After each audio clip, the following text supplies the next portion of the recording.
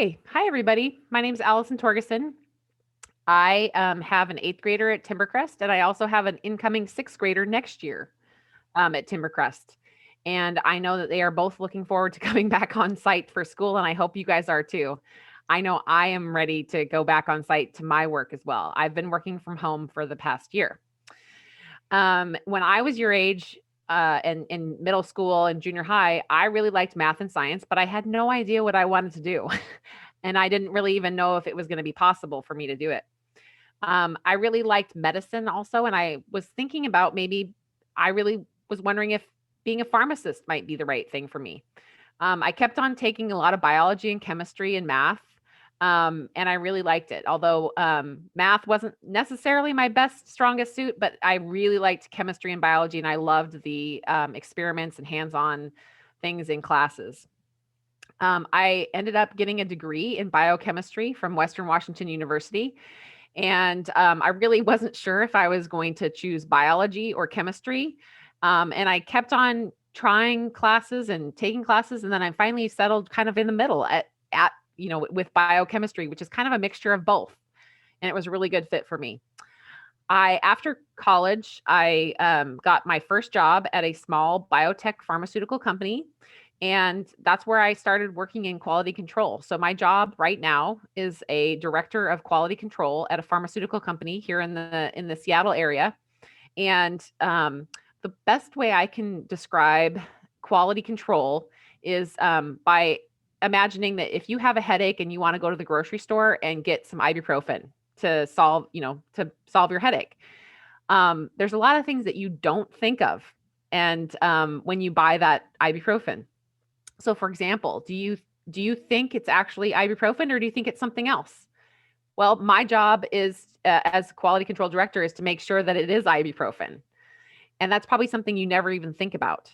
The other things that you probably don't think about is, was it the right strength? Because there's different strengths of medicine that can really depend on what you're trying to treat and what the outcome is. So in that case, I make sure that it's the right strength based on the label on the outside of the carton. The other things I work at my job to ensure is that we have the right purity of the product. So it means that there's something. If I'm selling lemonade, it doesn't contain orange juice, for example. And then there's safety and efficacy. Safety means that there is no bacteria or mold that might make you even more sick. And then efficacy means that it solves your headache. It actually works to provide the output that you're looking for. So that's what I do. I work a lot with teams, and I loved science. And I guess my best advice is to keep trying different sciences, keep staying current with math, try different things, and keep persevering. So that's my spiel on what I do. Great. All right, Tracy, if you want to talk about So, you. Yeah, so I have two jobs. I'm a musician and I'm a homeless advocate. I have a degree in music. I have a master's in performance from University of Georgia. I started playing in orchestras as a violinist when I was in sixth grade. I started joining youth orchestras when I was in eighth grade, and then started doing all-state auditions when I was in high school. And then went ahead, started my undergraduate and master's in performance in violin and viola with a little bit of piano, and then just took any job that paid. I have, since then done orchestras, theater, opera. I played with rock bands. I've toured with Trans-Siberian Orchestra. I've written music and arranged music. Actually, one of the few things that I was still able to do as a paid musician during COVID was do music videos. So I'm going to share actually one that I did a couple of months ago. It should be on YouTube. Let me do share screen. And you may not be able to hear it, but you can at least watch what we did. So you can watch.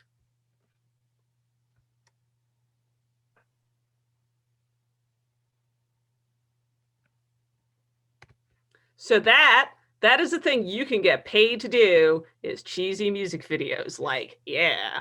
I didn't even need a master's to do that video because I was just faking, but that's a job. So, obviously the pandemic has cut down a lot of what musicians do because we can't have live audiences. We certainly can't be touring to China like we used to do.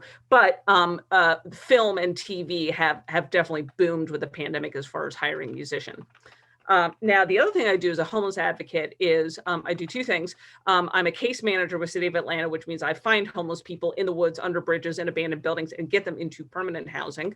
And then I also run an organization where we build locking sheds for homeless people to live in. And I'm going to show you a picture because this is something kids your age can do. I'm going to show you a picture of my son, who's 12, building, hold on, a structure with another 12-year-old. So those are two 12-year-old boys building a homeless shelter in the woods. And I'm going to put the blueprints that you can download for free, because this is something that we encourage kids to build, because you're basically just building a shed. There's no power or electricity, but it's a form of stabilizing a homeless person's living situation, and it's cheap. Yeah, so those are the two things that I do. Tracy, I think somebody might want to have the link to the video that you shared. Maybe you could Oh, put the a music link video? to the Yeah, music sure. video. Yeah. Totally. Let me get that. Okay, and then if anybody has any questions, please go ahead and put it in chat. So I'm going to go ahead then and ask a question, and let's talk about school and about the teachers that influenced you and how they did.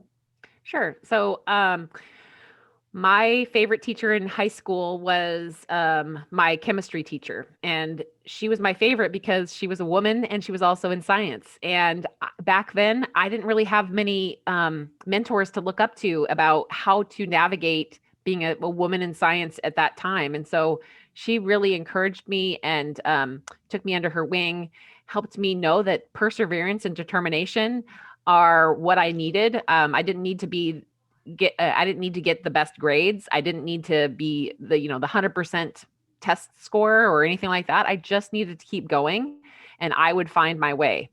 And so it was really, really helpful. And I still think about her often. So my best teacher when I was in high school I was fortunate to have the same English teacher for 9th, 11th, and 12th grade. And what was great about her was she had no fear of failing me. She would often give me really, really hard assignments when I was 14, 15, like, Shakespeare and James Joyce, stuff that even now I would probably struggle with.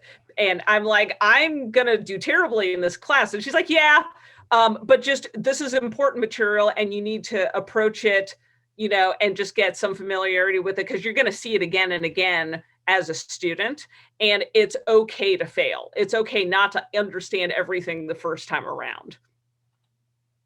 Yeah, for sure. For sure. We all don't know that we don't know anything sometimes. And sometimes you just have to figure it out as a team. How are you balancing your work life and your home life? I think that's been much more of a struggle for me during COVID pandemic. What I try to do right now is I try to turn off my computer that I work on all day by about 5 or 6 o'clock at night, and really try to step away from it, have some time with my family, spend some time outdoors. I also personally try to take a walk during the middle of the day because that really helps my mental health. Stepping away from my computer and getting some fresh air. So that's how I balance my work-life balance right now. But it's a struggle. It's not easy, and it takes constant reminders and trying new things to make sure I can balance. I think when before the pandemic happened, it was a lot easier for me because I would drive to my office every day and I could kind of keep it separate better. But pandemic has been a little bit hard. It's not easy. Even for parents. Yeah, no, one of the nice things I would say about having the pandemic with my kids is my kids are at the right age that we can do fun, silly projects together. They're in fourth and sixth grade. So, like my fourth grade daughter, she loves crafting. So, like, I turn off my phone at 5 o'clock every day. I put the screens away, I put the computers away. And I'm like, you know what? We're going to make bracelets. We're going to learn how to doodle. We're going to read to each other. All my kids both play musical instruments. So we play a lot of like just dumb songs. I'm like they're obsessed with a TV show called Steven Universe. And Steven Universe actually has beautiful music, like jazz music. And so I've arranged the music for them to play. So it's something they can do with each other. Can you talk about any jobs that you had maybe in high school or college and how they might have impacted your career path? Well, my first job that I had was around your age right now, all of your age. My first job was weeding for a neighbor, and I made $3 an hour. It was a long time ago, but it was my first job, and I learned how to work a little bit. So I learned how to talk with my neighbor, make arrangements for doing the work, getting paid. So that was my first job. I had a couple jobs during high school. So I worked at Taco Time in high school. And so I know it's so good, isn't it? And so Taco Time was my favorite. So that's where I worked. And there I think learning how to work and communicate with adults and be a good worker that provides what you're being paid for is a skill. And so the more you can practice when you're in high school about learning how to work at a job and learning how to commit to something and get it finished and getting paid for it is a really interesting and fun thing that I would suggest all of you do. Maybe you don't want to work at Taco Time. That's totally fine, but there's tons of options out there that you can try. And I would encourage you all to have a job at some point. It's really good experience. Let's see, high school jobs that I did. So when I was in high school, I worked at a needle exchange, and the jobs that I had was making what's called bleach kits. So let's say you're a heroin addict and you don't want to keep using the same needles over and over again. So we would either give them clean syringes so they're not giving each other HIV, or we would give them bleach kits so they would clean. I know this is a great job to have when you're a junior in high school, but this is what we would do, and we would give them to heroin addicts so they wouldn't spread disease. And then as a musician, my first paying job, and I was like paid $20 a night. But I worked in a theater and I did a musical, and I did it like every night for a summer. And the pay was terrible, but I was in high school. It's like $20 a night. Think of all the Doritos and Mountain Dew I can get. So that was just good just to be part of a theater, because the theater has a lot of like interlocking and moving parts. So just seeing and experiencing all the little jobs that it takes to put a theater production together was like super useful. All right, does anybody have any questions? We have just a few more minutes. So go ahead and put your question in chat if you have one. We love questions. Let's see some of the last questions that we had in the last session. Somebody asked me if there was a lot of math that I had to do, and I said actually a lot of the computers nowadays do all the math that I need. So I have, although I have to understand the math, I don't have to do the math anymore. It's kind of like using a calculator, but it's a really fancy calculator because it's a computer. But I do have to understand what it means. So did I have to take a lot of math? Yes, I did. Did I, get an 100% A all the time? No, I did not. But what I did was I understood the concepts and I passed, and which was the most important. And then, and now I can apply that math, even though the computer is doing the work.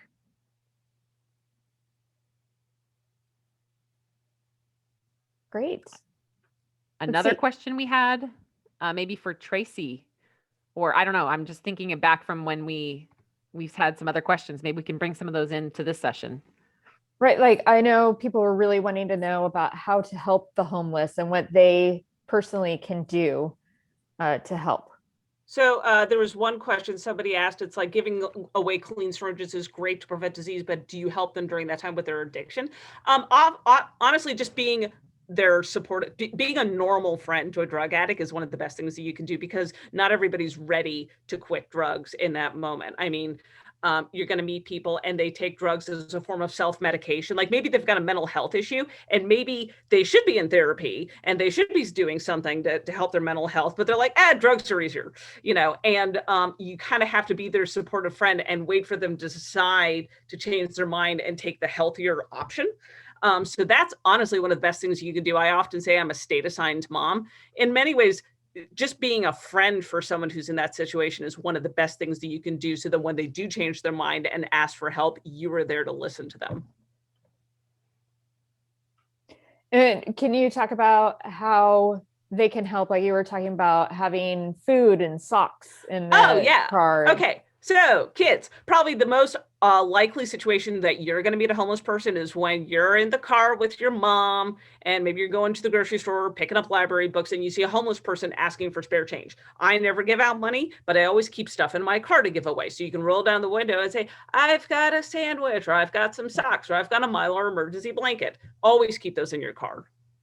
Or maybe a granola pack or water bottles, or those are all great too. Yeah. Yep. Do you see yourselves staying in your careers till you're retired, or?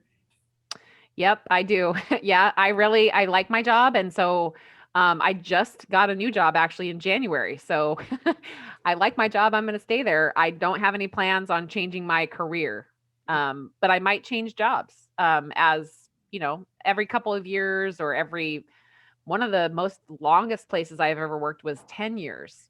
And that was a long time. And so there's pros and cons to working somewhere a long time, but I definitely plan on staying in my career.